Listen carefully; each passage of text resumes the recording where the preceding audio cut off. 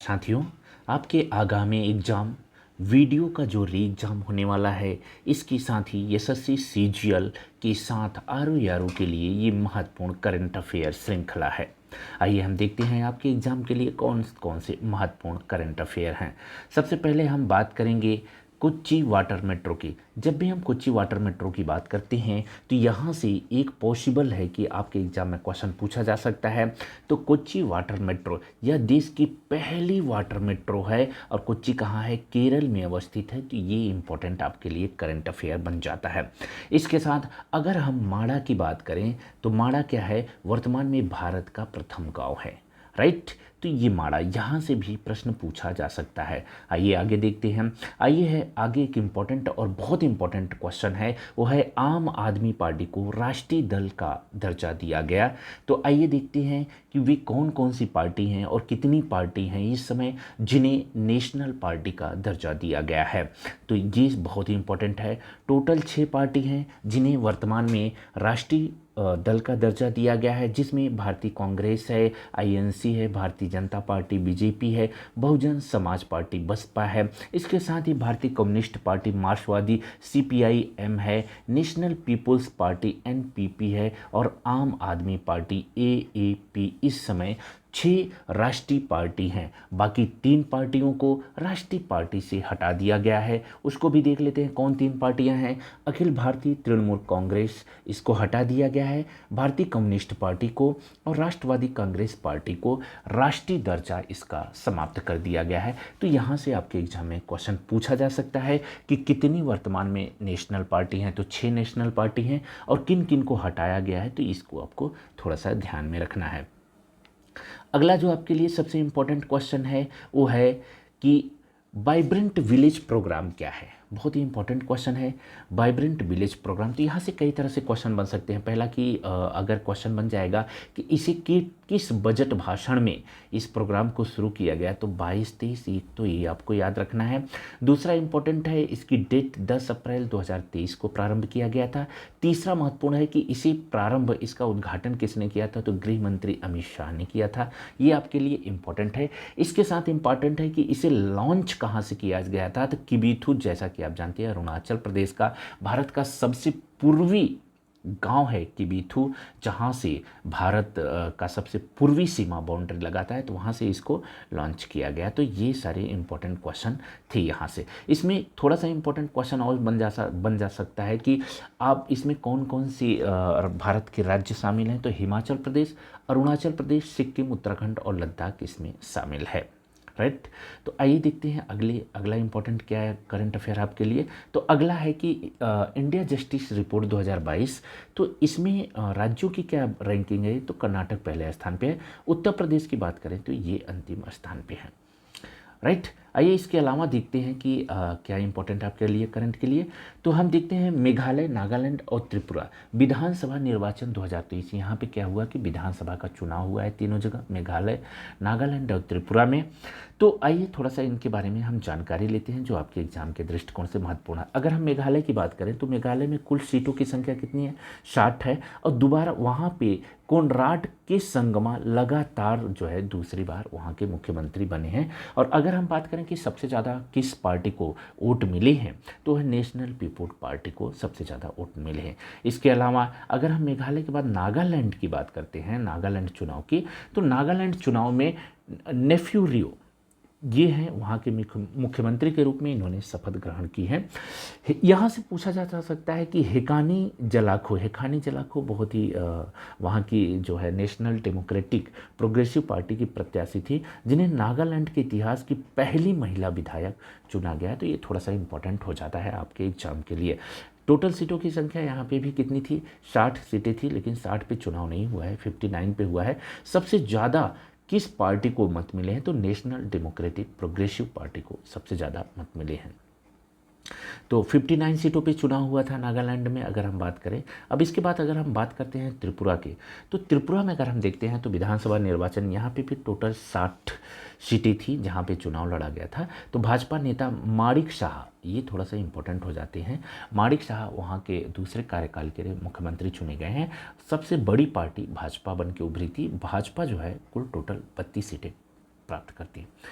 इसके अलावा अगर हम बात करते हैं आपके लिए करंट के लिए क्या इम्पोर्टेंट है, तो आइए देखते हैं कुछ और ख़ास इम्पोर्टेंट करंट जो आपके आगामी एग्जाम के लिए बहुत इम्पोर्टेंट।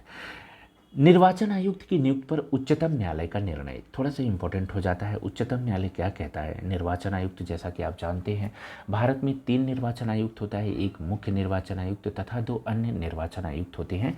तो उनकी नियुक्ति को लेकर सुप्रीम कोर्ट का कहना है कि मुख्य चुनाव आयुक्त एवं अन्य चुनाव आयुक्तों की नियुक्ति 3 सदस्यीय उच्च स्तरीय समिति की सिफारिश पर राष्ट्रपति द्वारा किया जाएगा। एक तो निर्वाचन आयुक्त की नियुक्ति कौन करेगा? राष्ट्रपति करेगा। और किसके सिफारिश पे? 3 सदस्यीय उच्च स्तरीय समिति के सिफारिश पे करेगा। तो यहाँ एक चीज़ और थोड़ा सा जानना है कि ये जो 3 सदस्यीय उच्च स्तरीय समिति होती है इसमें कौन कौन से शामिल होंगे? तो इसमें आपके जो शामिल होने वाले हैं वो हैं प्रधानमंत्री शामिल होंगे, विपक्ष के नेता लोकसभा में जो हैं वे शामिल होंगे और साथ ही भारत के मुख्य न्यायाधीश ये शामिल होते हैं। राइट। इसके अलावा जो इम्पोर्टेंट करंट है उसको हम थोड़ा सा देख लेते हैं। सर्वाधिक लिथियम उत्पादक देश, जैसा कि भी आप हाल ही में जानते हो कि लिथियम का जो है जम्मू एंड कश्मीर में लिथियम का खोज हुआ। यहाँ से यूपीपीसीएस 2023 में प्रश्न पूछा भी गया था। तो अगर हम लिथियम की देखें कि वर्ल्ड में सबसे ज़्यादा लिथियम का उत्पादन कौन करता है, तो पहले नंबर पे आपका ऑस्ट्रेलिया है लिथियम में, दूसरे नंबर पे चिली है, तीसरे पे चीन, चौथे पर अर्जेंटीना, पाँचवें पे ब्राज़ील है। तो आपके लिए सबसे इम्पोर्टेंट क्या है लिथियम के लिए? ऑस्ट्रेलिया आपको पहला नंबर याद रखना है। इसके अलावा अगर हम आपसे बात करें कि लिथियम का त्रिकोण यानी 3 लैटिन अमेरिकी देश हैं जो लिथियम के लिए जाने जाते हैं, स्पेशली चिली, बोलीविया और अर्जेंटीना। यहाँ लिथियम का बड़े लेवल पे उत्पादन होता है। जैसा कि आप जानते हैं लिथियम का जो सबसे ज़्यादा उपयोग होता है वो लिथियम बैटरी के लिए इस्तेमाल होता है। राइट। इसके अलावा अगर जो इम्पोर्टेंट करंट है वो देखें कि केरल उच्च न्यायालय क्षेत्रीय भाषा में निर्णय देने वाला पहला उच्च न्यायालय हो गया। तो ये आपके लिए ये लाइन बहुत इंपॉर्टेंट है कि केरल उच्च न्यायालय ने क्षेत्रीय भाषा में, जो कि वहाँ की मलयालम भाषा है, उसमें निर्णय देने वाला देश का पहला उच्च न्यायालय बन चुका है। तो ये थोड़ा सा आपके लिए इम्पोर्टेंट है। इसके अलावा भारत का सबसे बड़ा तरल अपशिष्ट उपचार संयंत्र, यहाँ से क्वेश्चन पूछा जा सकता है। तो ये तिरुपति नगर निगम है आंध्र प्रदेश, जहाँ पे सबसे बड़ा तरल अपशिष्ट उपचार संयंत्र लगाया गया है। इसकी तकनीक क्या है? फाइटोरिट तकनीक पे ये आधारित है, फाइटोरिट तकनीक पे आधारित है। तो ये क्वेश्चन आपके लिए थोड़ा सा इंपॉर्टेंट है कि फिर से एक बार देख लीजिए, भारत का सबसे बड़ा तरल अपशिष्ट उपचार संयंत्र कहाँ पे? तिरुपति नगर, मतलब आंध्र प्रदेश में है। इसके अलावा जो करंट अफेयर है आपके लिए वो थोड़ा सा इंपॉर्टेंट यहाँ से बन जाता है। जम्मू एंड कश्मीर में पहली बार लिथियम की खोज हुई, इसको हमने देख लिया। थोड़ा सा यहाँ से पूछेगा किस जिले में? रियासी जिले में सलाल हैमाना क्षेत्र में, रियासी जिले के सलाल हैमाना क्षेत्र में। अगर थोड़ा सा डीप बनेगा तो यहाँ से बन जाएगा। ठीक है। भारत का पहला लिथियम सेल की अगर हम बात करें, भारत के पहले लिथियम सेल की बात करें तो आंध्र प्रदेश के तिरुपति में स्थापित किया गया। कहाँ पे? आंध्र प्रदेश के तिरुपति में स्थापित किया गया। इसके अलावा जो इम्पोर्टेंट करंट है आपके लिए वो यहाँ से बन जाता है। इम्पोर्टेंट करंट आपके एग्जाम के लिए आइए देखते हैं। केरल देश का पहला पूर्ण डिजिटल बैंकिंग राज्य हो गया। ये थोड़ा सा इम्पोर्टेंट है आपको, तो ये ध्यान में रखना है कि केरल का भारत का पहला पूर्ण डिजिटल बैंकिंग राज्य बन गया है। वहाँ के मुख्यमंत्री कौन है? पिनाराई विजयन केरल के मुख्यमंत्री हैं और ये पहला पूर्ण डिजिटल बैंकिंग राज्य घोषित हो चुका है। आइए देखते हैं हाउसिंग सोसाइटी के लिए भारत का पहला सौर संयंत्र की अगर हम बात करते हैं तो यहाँ से थोड़ा सा क्वेश्चन आपके लिए इम्पोर्टेंट हो जाता है कि ये क्या है। तो हाउसिंग सोसाइटी के लिए भारत का पहला सौर संयंत्र, ये सबसे पहले हम देखेंगे कि सौर ऊर्जा संयंत्र की स्थापना कहाँ पे हो रही है? हिमायत नगर महाराष्ट्र में हो रही है। ये थोड़ा सा आपको ध्यान में रखना है, कहाँ पे? महाराष्ट्र में हो रही है। अगर आपसे प्रश्न पूछा जाए किन किन के बीच समझौता हुआ है, तो विवेरिया कमोडियम को सौर ऊर्जा की आपूर्ति, तो भारत के पहले ग्रुप कैप्टिव सौर संयंत्र की स्थापना यहाँ पे की जाएगी। राइट। तो ये थोड़ा सा इंपॉर्टेंट है, आपको ध्यान में रखना है। इसके अलावा स्मार्ट कार्यक्रम से प्रश्न पूछा जा सकता है। स्मार्ट कार्यक्रम, इसको केवल आप स्मार्ट का फुल फॉर्म याद रखोगे तो आप इसको समझ जाओगे। स्मार्ट क्या है? यस से होता है स्कोप, फॉर, एम से होता है मेन, स्ट्रीमिंग, ए से होता है आयुर्वेदा, आर से होता है रिसर्च, इन, टी से होता है टीचिंग प्रोफेशनल। इसका मतलब यह आयुर्वेद से संबंधित है, आयुर्वेद पे रिसर्च से संबंधित है। स्मार्ट, तो ये थोड़ा सा आपको ध्यान में रखना है। यहाँ से जो थोड़ा सा इंपॉर्टेंट क्वेश्चन बनेगा वो ये बनेगा कि ये दो महत्वपूर्ण संस्थान है कौन, भारतीय चिकित्सा प्रणाली हेतु राष्ट्रीय आयोग और इसके साथ ही केंद्रीय आयुर्वेदिक विज्ञान अनुसंधान परिषद, ये दोनों के अंतर्गत स्मार्ट कार्यक्रम चलाया जा रहा है। तो इस बात को थोड़ा सा आपको ध्यान में रखना। अगर हम आयुष पद्धतियों की बात करें तो इसमें क्या क्या शामिल है। आयुष पद्धतियाँ में आयुर्वेद, योगा, सेवा रिपा, ये जैसा कि आप जानते हैं सेवा रिपा आपके हिमाचल इसके ऊपर जो है जम्मू कश्मीर लद्दाख में है। इस ये जो है कहीं ना कहीं हम देखें तो एक तिब्बती शैली है। प्राकृतिक चिकित्सा की बात करें, सिद्ध, होम्योपैथिक, यूनानी, ये सब आयुष पद्धतियों में शामिल होती हैं। तो इस तरह से हमने कुछ इंपॉर्टेंट करंट अफेयर देखें। कुछ और इंपॉर्टेंट करंट अफेयर हैं जो हम आपसे डिस्कस कर लेते हैं, आपके एग्जाम के लिए बहुत ही महत्वपूर्ण है। तो आइए देखते हैं। एमवी गंगा बिलास ये विश्व का सबसे लंबा नदी क्रूज है। तो थोड़ा सा ध्यान रखना है आपको कि ये पूछा जा सकता है। एमवी गंगा बिलास यह विश्व का सबसे लंबा नदी क्रूज है। तो इसकी यात्रा कहाँ से शुरू हुई, तो वाराणसी से शुरू होती है इसकी यात्रा, राइट। कुल 3200 किलोमीटर दूरी तय करके कहाँ पहुँचता है, डिब्रूगढ़ असम, बोलीबिल असम में पहुंचता है और वहां इसकी यात्रा समाप्त होती है। तो एमवी गंगा विलास आपको ध्यान में रखा है।